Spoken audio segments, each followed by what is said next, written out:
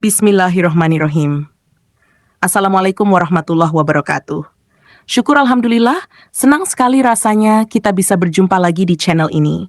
Shalawat dan salam selalu dan tetap tercurahkan kepada junjungan kita, Nabi besar Muhammad SAW. Allahumma sholli ala Sayyidina Muhammad wa ala ali Sayyidina Muhammad. Harapan dan doa saya, semoga saudaraku semuanya selalu diberikan kesehatan, dilapangkan rezekinya, diampuni dosa-dosanya, dan dipanjangkan umurnya. Amin ya robbal alamin. Bumi ini sangat luas, terdiri dari daratan dan lautan yang membentang tak terkira.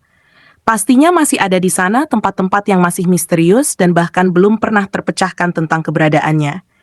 Di video kali ini kita akan bahas tempat-tempat tersebut berdasarkan apa yang ada di dalam Al-Quran. Untuk itu, di video kali ini kita akan membahas tentang 5 tempat misterius dalam Al-Quran yang belum ditemukan. Bumi kita memiliki luas sekitar 500 juta kilometer persegi. 70% adalah lautan, luas daratannya hanya sekitar 149 juta kilometer persegi.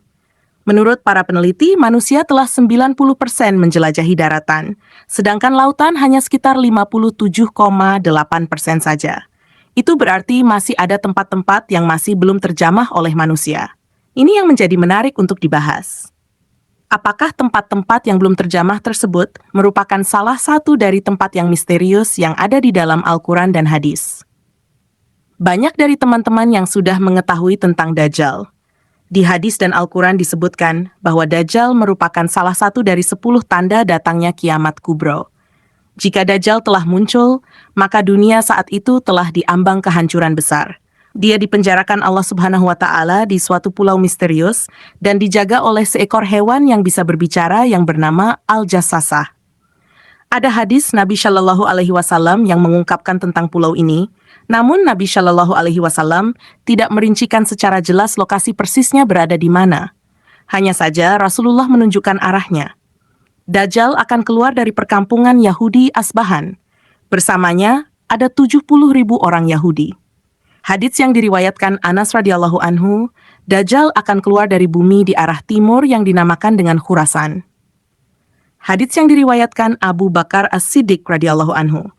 Artinya, secara pasti bahwasanya tempat munculnya Dajjal dari sebelah timur dan tak jauh dari daerah yang bernama Khurasan. Maka di manakah sekarang Khurasan itu berada? Kalau sekarang, Khurasan itu terletak di negara Iran sebelah timur. Sekarang, nama Khurasan dijadikan sebuah nama provinsi di sana. Namun jauh sebelum itu, sejak abad ketiga Masehi, Khurasan itu adalah suatu wilayah yang luas meliputi Iran, Afghanistan, Tajikistan, Turkmenistan, Kazakhstan, dan Uzbekistan. Sedangkan tentang pulau tempat Dajjal dikurung, mungkin saja berada tak jauh dari wilayah itu. Banyak tersebar kabar bahwa Dajjal dikurung di salah satu pulau di Yaman yang bernama Socotra, karena pulau ini benar-benar aneh dan punya hewan serta tumbuhan yang tidak ditemukan di tempat lain selain di Pulau Socotra ini. Banyak orang yang mengaitkan tentang Pulau Socotra ini sebagai Pulau Dajjal. Namun ada pula yang mengatakan Dajjal di segitiga Bermuda, dan ada beberapa pendapat lain yang menyebutkan tentang di mana Pulau Dajjal ini sebenarnya. Tapi kita tidak bisa bahas itu secara rinci karena nanti akan sangat panjang durasi video ini. Intinya adalah sebuah petunjuk bahwa tempat Dajjal di penjara adalah di sebuah pulau. Dan satu-satunya orang yang pernah ke pulau itu dan bertemu Dajjal adalah Tamim dari yang hidup sezaman dengan Nabi Shallallahu Alaihi Wasallam. Tamim pun tak sengaja bertemu Dajjal, karena ketika itu kapalnya terombang-ambing selama 1 bulan dan terdampar di sebuah pulau yang entah ada di mana. Logikanya teman-teman, kejadian Tamim ini tidak pernah terulang lagi. Dan bahkan sampai saat ini bisa disimpulkan bahwa pulau tempat Dajjal di penjara memiliki lokasi yang tidak biasa, atau bisa juga dibilang bukan berada di dimensi manusia. Makanya tidak bisa ditemukan. Ainul Hayat merupakan sebuah telaga atau sebuah tempat yang memiliki mata air, yang kalau airnya diminum, maka orang itu tidak akan mati sampai hari kiamat, kecuali dia memohon kepada Allah Subhanahu wa Ta'ala untuk dimatikan. Kisah tentang tempat Ainul Hayat ini berhubungan erat dengan 2 tokoh besar, yaitu Raja Zulkarnain dan penasihatnya, yaitu Nabi Allah Khidir alaihi salam. Ada sebuah riwayat dari As-Salabi dari Imam Ali.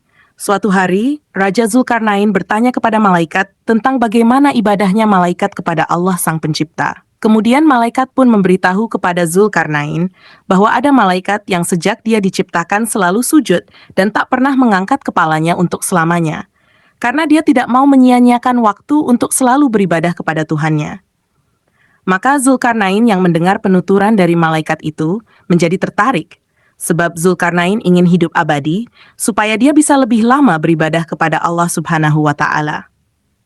Lalu dicarilah telaga itu oleh Zulkarnain dan Khidir alaihi salam beserta dengan pasukan kerajaannya. Singkat cerita, yang meminum air dari telaga itu hanyalah Nabi Khidir alaihi salam. Zulkarnain tidak meminumnya. Makanya ada khilaf dari para ulama. Ada yang mengatakan bahwa Nabi Khidir masih hidup sampai hari ini, tapi ada juga yang mengatakan Nabi Khidir sudah wafat. Jadi itulah kisah tentang 5 tempat misterius dalam Al-Quran yang belum ditemukan. Semoga kisah ini bermanfaat, lebih dan kurangnya mohon dimaafkan. Yang benar datangnya dari Allah Subhanahu wa Ta'ala, khilaf atau keliru itu datangnya dari saya pribadi sebagai manusia biasa. Sampai ketemu di kisah-kisah seru yang penuh makna selanjutnya. Saya akhiri, wassalamualaikum warahmatullahi wabarakatuh.